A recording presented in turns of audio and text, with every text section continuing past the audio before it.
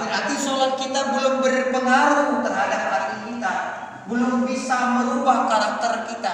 Kalau sholat kita benar, mestinya dengan takbir Allahu Akbar kita punya pangkat kita kan kecil. Kita punya harta kita sedikit. Paling tidak itu dulu. Sebab la maujudan ilallah ini tahapnya. Maka zikir itu kan pertama subhanallah, alhamdulillah, Allahu Akbar, baru la ilaha illallah hayyum maujud. Itu nak mentiadakannya itu nian masih susah diarti. Kenyataannya itu memang ada. Contoh, ya, kita ini sombong karena pangkat, ya. Tapi kita nak menghilangkan pangkat itu kan tidak bisa. Kenapa? Karena memang pangkatnya itu ada. Makanya paling tidak dalam takbir itu adalah dikecilkan. Dikecilkan. Tadi pangkatnya merasa pangkat paling tinggi, merasa pangkat paling besar. Maka takdiri pangkat kita waktu sholat Allahu Akbar, yang besar, yang maha kuasa hanya Allah. Gitu ya. Punya harta takdiri dengan Allahu Akbar. Saya ini adalah punya harta, tapi harta ini milik Allah. Begitulah selanjutnya. Jadi takbir inilah yang akan memadamkan api. Gitu ya. Yang memadamkan api. Nah, api ini ada di diri kita, tapi wujudnya bukan menyala-nyala kayak api yang terlihat itu. Dia wujudnya berupa sifat sombong. Dia berupa sifat sombong. Nah, kebila orang ada, kapan ini menyala? Kapan api ini menyala? Kapan api ini nyala? Ya ketika dia berdiri. Makanya agak aneh. Ada juga bisa sombong tuh agak aneh yang disombong itu apa gitu ya? Jemu di pangkat sombong tuh aneh yang tadi sombong aku takut. Kalau yang ini tadi ya, api ini wajar menyulut, api ini wajar menyala. Memang ada yang kalau api tadi kalau lampu cantik yang nyulutnya tuh bensin apa minyak. Ada penyebab api itu tuh dia nyala gitu ya. Jadi apa yang menyebabkan api menyala adalah ketika kita sedang berdiri. Lihat ada yang kaya raya. Sombong dia dengan kekayaan. Tapi ketika hartanya habis, dia mulai sadar. Tapi mestinya jangan nunggu hartanya habis. Biarlah kaya raya, tapi cukup ditakbiri. Makanya alangkah indahnya kalau orang-orang kaya itu sholat. Kan itu maksudnya. Nah, bukan berarti orang boleh jadi jemur kaya. Tapi syariat sudah menuntun. Silahkan engkau jadi orang kaya, tapi engkau sholat. Silahkan engkau jadi pejabat, tapi engkau sholat. Silahkan engkau punya keturunan yang terhormat, tapi engkau sholat. Silahkan punya ilmu setinggi-tingginya, tapi kalau tidak sholat, ilmumu tidak berarti. Harta banyak berlimpah ruah, punya banyak harta, tapi kalau tidak sholat berarti artinya itu begun. Gitu. Tinggi setinggi apa itu pangkat, tapi kalau enggak sholat berarti hartanya tadi tidak ada artinya, kedudukannya enggak punya artinya. Dia mau menyanjung semua itu keluarga terhormat, semua orang menyebut namanya, tapi kalau tidak sholat nama itu cuma ada di dunia.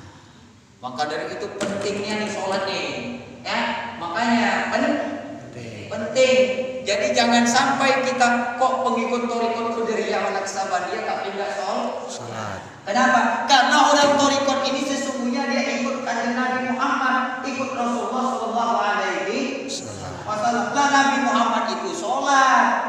Jadi jangan sampai kita kemudian tidak sholat. Tapi bagaimana sholat yang bisa membawa manfaat, sholat yang mendatangkan Islam, sholat yang mendatangkan faidah kepada orang yang sholat. sholat tentu adalah sholat yang dipahami secara hakiki, bukan hanya sebatas menggugurkan kewajiban. Gitu ya. Nah, gimana? Inilah caranya. Yang pertama adalah berdiri.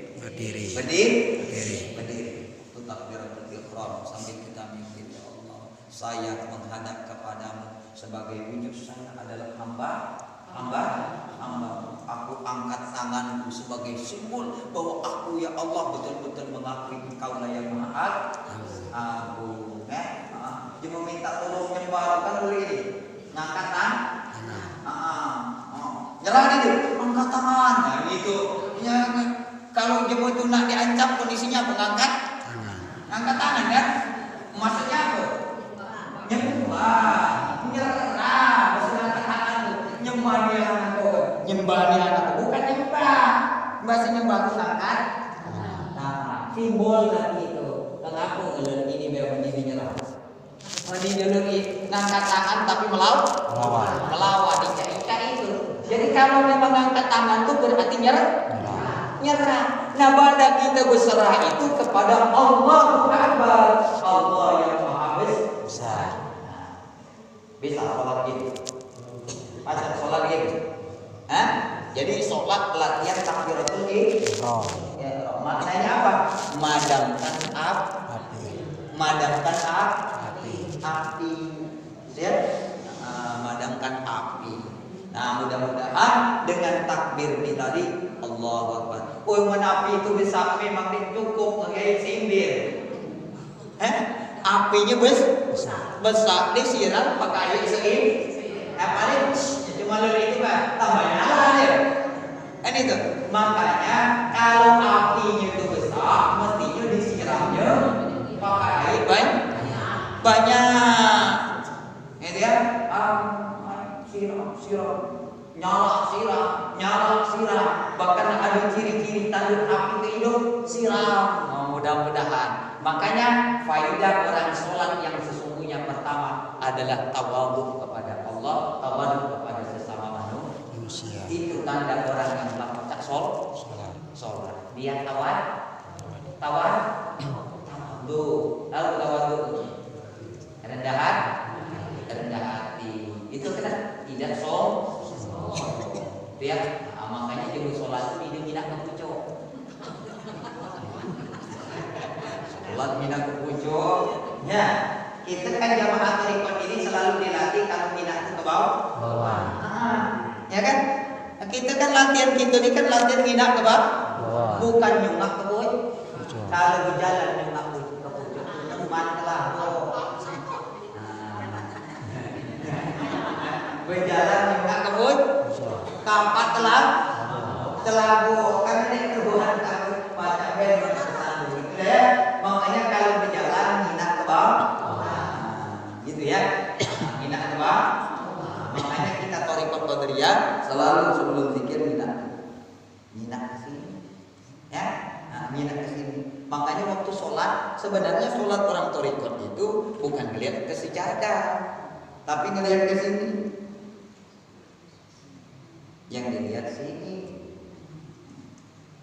bukan di situ, itu sholat orang syariat, ya. Ini menjauh, ya. Lihat sejadah enggak, lihat ke sini enggak, menjauh. Tak yang dilihat enggak, ya kan? Ngelihat sejadah enggak, ngelihat ke sini enggak, terus ininya ngelihat kemana-mana. Karena kan nggak pakai melihat ini, berarti melihat ini posisinya waktu sholat terus melihatnya apa? Nah, ditanyakan dengan kita waktu sholat, ya, Pak takbir, ya. Tuh. Kemudian kalau ini sudah padam, maka kondisikan gerakan yang kedua adalah ruku. Nah, ruku. Ini kondisi hewan. Ya, ruku itu adalah kondisi hewan. Bahasa hewan itu diliputi dengan syahwat, nafsu. Gawean hewan itu makan, minum, tidur, berana,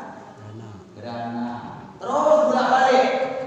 Makan, minum, tidur, berana, makan, tidur, berana, makan, minum. Ini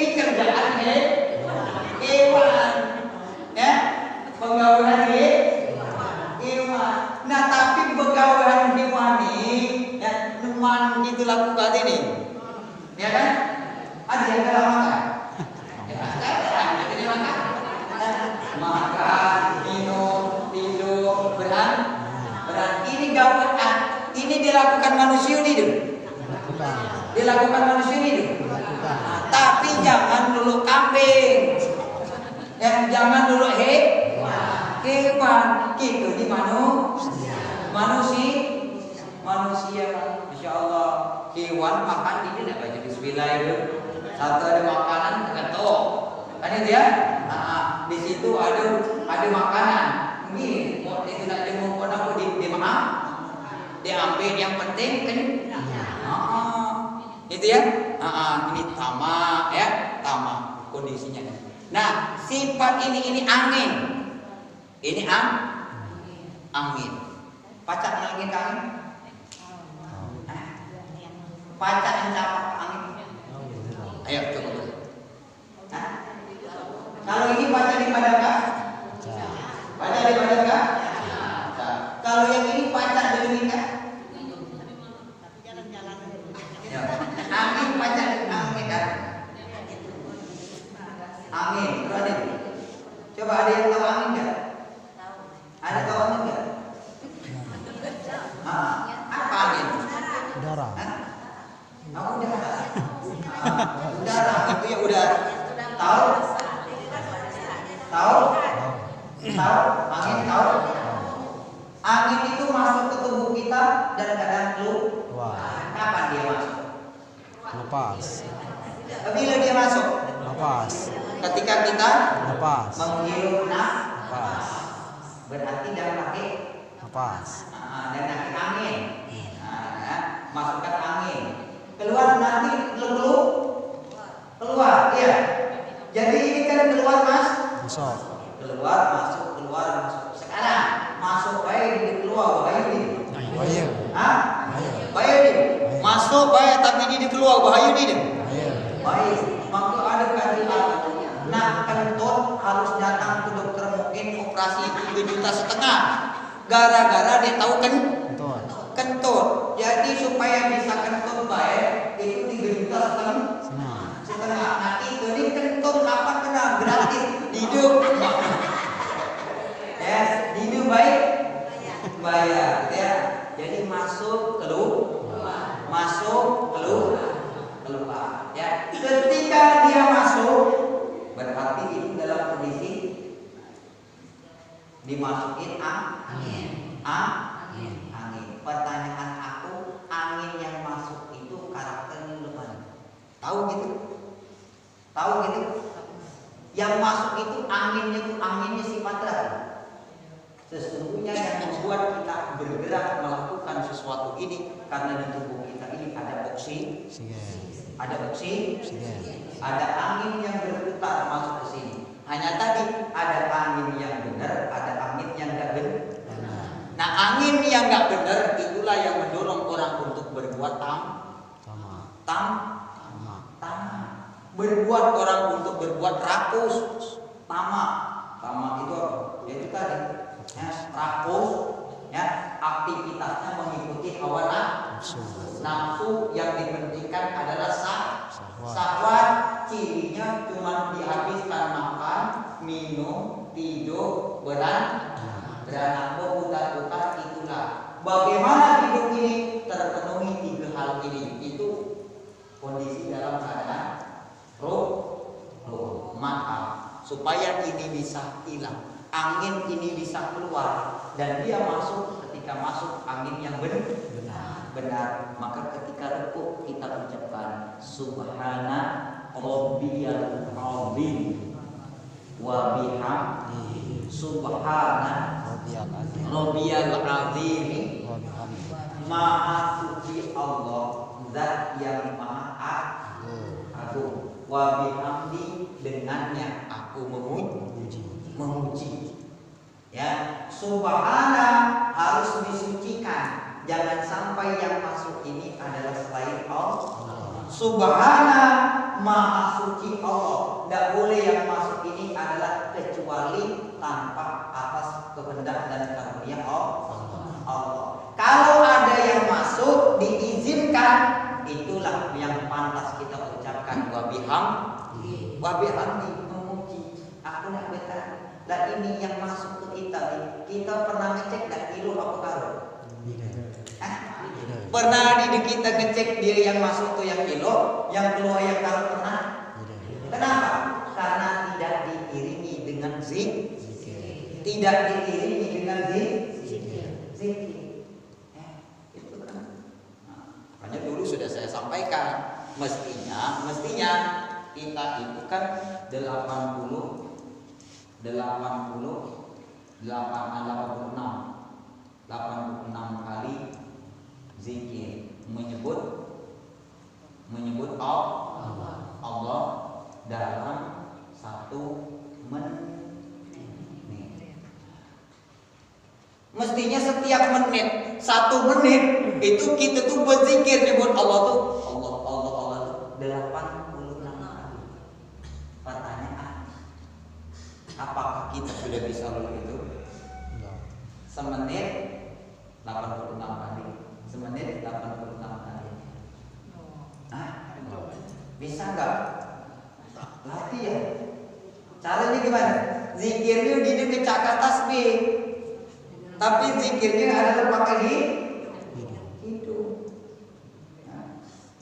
Setiap kali nafas harus ada paling minimal. Kalau Imam Syekh Abdul Qadir Syekh Al-Ghazali, beliau mengatakan sudah dihitung orang itu syukur atas nikmat kalau dia 1 kali nafas 1 zikir. Ini paling minimal. Kalau dia tahu 80 narik nafas supaya ketika yang masuk itu adalah memang atas izin Allah. Jadi dia masuk dalam keadaan baik, sehingga kebaikan itulah yang menuntun, yang bisa menghilangkan angin yang ada di dalam tubuhnya ini tadi, bukan berubah jadi tamak, tapi menjadi rasa syukur. Jema tamak tu jema rakus uli di bersyukur. Kurang, kurang, itu namanya syukur. Jema tamak. Nah ini adu galuh di manusia nih. Makanya supaya ini tidak ada, supaya tamak ini hilang, maka angin ini harus kita masukkan angin yang baik. Nah, caranya gimana? Ya itulah terapinya adalah ketika sholat. Sebab di waktu rukuk. Sebab yang paling pas angin itu keluar, angin tamak itu keluar. Rahasianya nih, ya. Itu kalau pas itu menurut ini itu susah. Jadi kondisinya itu lagi dipilihkan. Nabi Muhammad telah dituntun oleh Jibril. Ya Muhammad, kalau engkau mau mengeluarkan sifat tamakmu, maka rukuklah dan ucapkan kalimat subhan. Kenapa? Karena angin itu akan keluar ketika orang itu dalam kondisi rukuk. Gitu. Jadi itu hikmah. Kenapa ada rukuk itu? Ini untuk mengeluarkan sifat tamak, dan sifat tamak itu adalah karakter angin. Maka harus kita latih, terus dilatih. Akhirnya terus kondisinya seperti ini, sehingga nanti lama kelamaan orang akan menjadi syukur. Jadi hikmah yang kedua, orang yang sholat itu yang pertama tadi adalah tawadhu, yang kedua adalah syukur. Jadi kalau aku jemu sholat tapi kok muncul sifat syukur, berarti belum sempurna itu sholatnya. Kalau menurut sholat yang sebenarnya. Sebab buah daripada sholat itu satu tawadhu, yang kedua syukur. Bersyukur, alhamdulillah. Nah, kemudian sujud kondisi menjadi tubuh. Ini karakter air, sifatnya iri dan dengki. Karena air itu sifatnya menarik. Nah, air itu sifatnya menarik dan mendorong. Makanya ini dikarakteri dengan iri dan dengki. Nah, kedua sifat ini ya, dia bisa hilang, air ini bisa hilang ketika dalam kondisi sedang sujud. Subhana rabbiyal a'la wa bihamdihi. Beda kan dengan tadi. Kalau tadi subhana rabbiyal azim, ada azim, ada a'la. Azim itu maha agung, a'la itu maha tinggi. Beda di maha agung sama maha tinggi. Tahu beda? tulisannya yang beda. Ya, maha azim. Azim itu agung. Ya, agung itu maksudnya meliputi. Ya, kalau a'la itu kerajaan, kondisi. Ya, Kuasaan. maha kuasaannya, gitu ya. Atau kekuasaan Allah itu tinggi. Kalau azim ini yang diliputinya ini, ya, selain Allah itu kecil karena dia itu kondisinya yang paling besar. Itu azim. Jadi posisinya menggenggam. Makanya kalau angin itu bisa dikelola, dia akan jadi apa? Angin kalau dikelola jadi apa? Ilmu fisika menemukan angin kalau dikelola jadi baik, ditemukan jadi kipas angin. Api kalau dikelola dia akan jadi untuk masak nasi, iya kan? Ya, air kalau dikelola dengan cara yang baik dia akan jadi macam-macam. Sesungguhnya karakter-karakter ini yang ada di dalam diri manusia ini saya terangkan dulu yang tidak benarnya, yang tidak benar, bahaya-bahayanya, ya, bahaya-bahayanya. Kalau ada jemodek bio sifat sombong, bahaya pula. Bahaya. Sifat sombong itu sesungguhnya bagus, bisa dilakukan, bisa dipraktekkan. Kalau itu nih ngadapi jemu sombong. Jadi orang sombong itu musuhnya siapa? Sombong. Walaupun nanti pada akhirnya nggak ada yang paling sombong kecuali Allah. Nah, Nabi Muhammad pernah suatu ketika didatangi oleh Raja Habsyi, ya. Tahu Nabi Muhammad bahwa raja itu sangat sombong dan lalim. Maka tidak ada solusi untuk bisa mengalahkan kekuasaannya itu, melemahkan hatinya itu dengan cara sombong. Maka Nabi Muhammad menunjukkan kesombongannya dengan menggunakan pakaian yang terbaik, sorban warna merah yang paling bagus, ya. Dan kemudian Nabi Muhammad tampilkan, kalau engkau merasa bahwa orang Islam itu miskin, orang Islam itu enggak punya jati diri, maka dilihat ketika melihat Nabi Muhammad, Raja Habsyi itu terengah-engah, aneh. Ada guru di Lampung, ya, Kiai Mujib, ya, beliau itu enggak pernah megang duit kemana-mana. Beliau enggak pernah megang duit, enggak pernah bawa duit, ya. Jadi orang menyangkanya kalau memang beliau itu miskin. Suatu ketika didatangi oleh orang kaya, wahai tuan guru, saya datang ke sini mau ngasih duit karena engkau orang miskin. Ini duit, ya. Kalau engkau tuh merasa miskin, ya, aku minjem duit, kan gitu. Melihat kayak gitu, engkau punya uang berapa? Ini tuan saya bisa antarin uang 10 juta. Saya kalau mau uang 10 juta itu cukup saya ambil di bawah sejadah. Gitu beliau ngomong, ya. Cukup saya ambil di bawah sejadah. Kalau nggak percaya, bukan sejadah itu. Ternyata dibuka di dalam sejadahnya penuh dengan duit semua. Ya, bahkan ada torikot secara khusus kalau acara haul, ya, mereka itu duit itu dipamerkan, dibuat di stand, buat pohon uang. Itu duit galur, isinya daun-daun semuanya ini dibentuk-bentuk, semuanya duit asli 100.000. Saking menunjukkan supaya orang kaya itu jangan sombong. Duit itu dianggap dulu sampah. Itu ya menunjukkan kayak gitu. Jadi sifat sombong itu, ya, kalau ditampakkan kepada yang tepat boleh, gitu ya. Boleh kita punya sifat sombong. Ada hadisnya, sombong itu boleh kepada orang yang sombong, gitu ya. Tapi kalau bukan pada tempatnya itu bahaya. Yang kedua, tamak tuh boleh dah. Tamak tuh boleh dah. Hah? Makan boleh dimakan? Boleh. Minum? Boleh. Tidur? Boleh. Mereka tidak boleh gitu.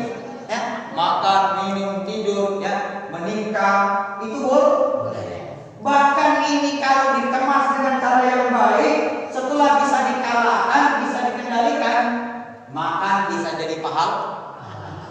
Kalau dia makan, sebelum makan bismillah, niat untuk kuat ibadah. Tidur bisa jadi pahala. mana, gitu ya. Bahkan menikah itu akan jadi lebih utama ketimbang memuja. Dan begitulah seterusnya. Ternyata ini pun boleh, tapi kalau kita bisa gimana cara mengendalikannya? Jangan lupa subhana rabbiyal azimi wa bihamdihi. Bawalah kalimat itu dalam setiap keadaan, niscaya kita akan terbebas dari ini. Kita ni mantap subhanallah wa bihamdihi itu waktu sholat baik. Engkau ni adil?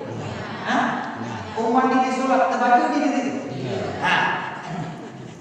Ya kan? Waktu sholat subhana rabbiyal azimi wa bihamdihi subhana rabbiyal azim. Nah, udah sholat. Dia dibaca lagi. Ya, jadi bacanya waktu sholat. Mestinya sholat yang sebenarnya itu adalah setelah sholat itu masih bacaan sholat itu dibaca, gitu ya. Caranya itu bawalah sifat kemahasucian Allah. Allah itu maha suci dari sifat rakus. Allah itu maha suci dari sifat menuruti hawa nafsu. Maka kita tiru bagaimana supaya yang masuk ini adalah Allah, sifatnya Allah ke dalam diri kita. Bawalah kalimat subhana rabbiyal azim, subhana rabbiyal azim. Ketika apa? Supaya waktu kita tidur kita itu membaca tasbih bismika Allahumma ahya wa bismika gitu ya. Mungkin ketika kita makan kita tuh bismillahirrahmanirrahim. Allahumma barik bima razaqtana wa qina adzabannar.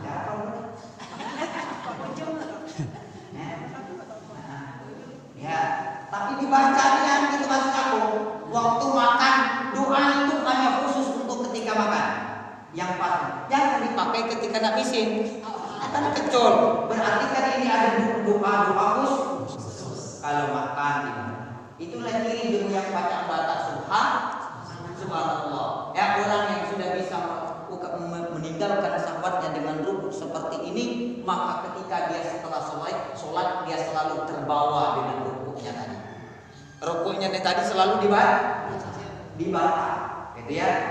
Tuh. Berikutnya adalah sujud kondisi tunggu. Ada sifat kiri, ada sifat dengki. Oh, yang mana dia kiri, dia dengki, dia kemaju gitu. Kiri itu bagus kalau bisa nempatkan saja, ya kan? Kalau bisa air ini bisa jadi sesuatu yang manfaat, tapi pacak belum bahaya. Pacak ini bahaya ini.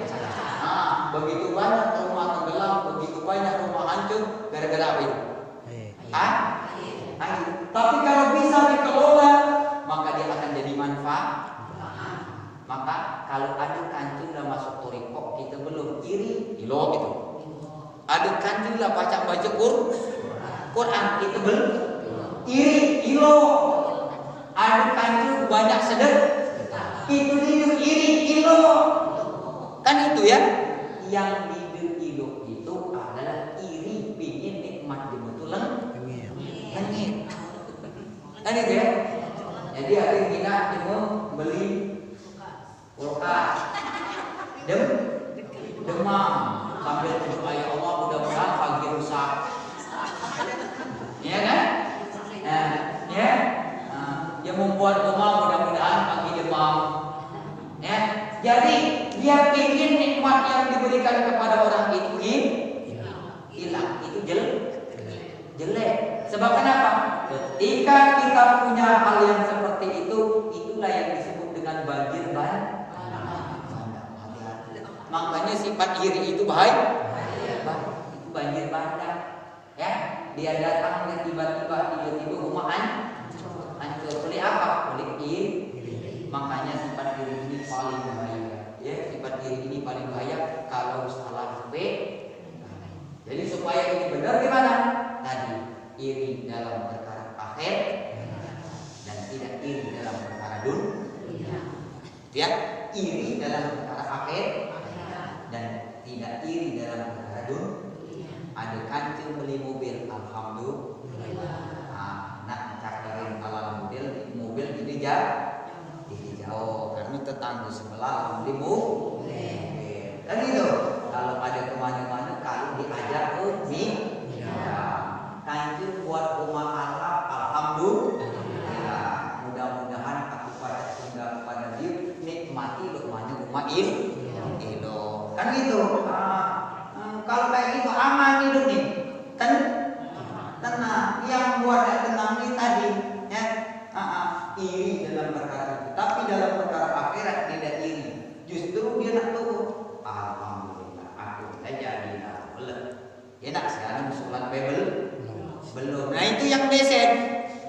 dalam perkara akhirat dia melihat ke bawah. Ke bawah. Aku nila ngaji, alhamdulillah. Itulah ke masjid pede bareng. Jangan melihat gitu, itu salah. Kalau melihat dalam perkara akhirat itu melihat yang ke atas. Dalam perkara dunia melihat ke bawah. Alhamdulillah ya. Aku di penduduk ini itu siapa? Cuman ada kereta. Itu ya. Alhamdulillah itu pun 2 hektar. Siapa itu? Nak nambah para numpang. Gitu ya. Alhamdulillah aku ada rumah. Siapa itu? Numpang. Nah, itu dalam perkara dunia melihat ke bawah. Dalam perkara akhirat melihat ke atas. Makanya supaya itu terbukti, terwujud, maka kenapa? Karena kita ini tidak bisa kalau tidak kondisinya nunduk, dan tidak ada posisi nunduk yang paling rendah kecuali sujud. Nah, waktu sujud itulah baca subhana rabbil a'la. Maha suci Allah zat yang maha tinggi. Maha suci Allah zat yang maha tinggi. Sedangkan saya ini adalah hina. Nah, inilah obat. Lalulah baca murid ini. Mudah-mudahan nanti orang ini akan orang yang iri, orang yang dengki itu akan berganti menjadi orang yang syukur, orang yang sabar, orang yang ikhlas. Ngumpul kali di sini. Ada sabar, ada ikhlas, ada tawadhu. Intinya ambil di sujud. Gitu ya. Nah, puncak pemadam api itu adalah air. Makanya tidak ada obat sifat sombong kecuali sujud. Itu ya sujud. Nah, rendahkan diri kita di hadapan Allah. Tapi dibatak terus. Udah sholat tuh masih penghasilannya masih sujud. Itu udah sholat tuh penghasilan masih sujud gitu. Itu udah sholat udah. Nah, udah sholat sujud tuh udah. Mestinya udah sujudnya tadi tetap sujudnya tadi dibaca. Asyir sujud. Nanti di akhirat nanti kita itu punya kenangan yang paling indah di dunia. Kata Nabi, tidak ada kenangan yang paling indah di dunia ini kecuali asyir sujud. Karena ada bekas sujud. Nah, bekas sujud itu terkenang-kenang. Jadi kalau pacaknya sholat, insya Allah sujudnya itu dia dulu. Ya, teringat terus nanti sujud. Makanya dinikmati. Kondisi sujud itu harus kita nikmati. Nanti kemana-mana bahwa saya ini seakan-akan sedang sujud. Ya, terakhir yaitu duduk tahiyat. Ya, kondisi menjadi seperti batu padat atau menjadi debu. Dia tidak berdaya, dia tidak punya kemampuan kekuatan apa-apa. Sifat yang paling bahaya ketika orang duduk adalah putus asa. Ya, kalau inilah langit dalam sombong dia, iri dia, dengki dia, ya, tamak di biasanya orang itu kalau diarahkan itu ujungnya putus asa. Kenapa? Contoh, ada jemaah la bisa melakukan sholat bertegak baca, rukuk baca, sujud baca. Tapi ketika dia tahiyat, ya, yang dia lihat itu bukan Allah. Nah, ini yang paling bahaya. Ya, yang ditunjuk itu bukan Allah. Nah, itulah yang mendatangkan orang nanti putus asa dari Allah. Ya, nah, banyak orang putus asa itu pertama apa? Terlalu mengandalkan amal. Orang yang terlalu mengandalkan amal itu ujung-ujungnya nanti putus asa. Ya. Min alamatil i'timad ala nafsul raja'u inda wujudil zalal. Tanda orang yang terlalu mengandalkan amal perbuatannya adalah berkurangnya pengharapan kepada rahmat Allah ketika berbuat dosa. Contoh, ketika kita sedang banyak ibadah, sholat, zikir, baca Quran, minta tuh kayaknya banyak tuh lemah. Ya, tapi ketika kita di sholat, ketika kita berzikir, ketika kita tergesa-gesa, minta tuh rasanya lima. Itu tadi berarti kita ini mengandalkan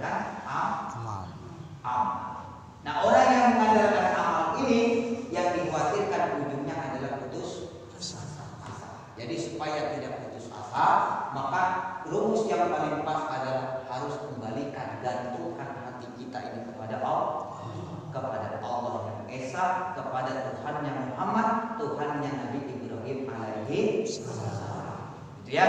Nah, harus kita gantungkan ke sana supaya nanti ketika assalamualaikum kita menemukan keempat-empatnya ini dalam kehidupan kita, yang itu adalah satu yang kita temukan ada rasa tawadu, ada rasa syukur, ada ikhlas, kemudian ada sabar.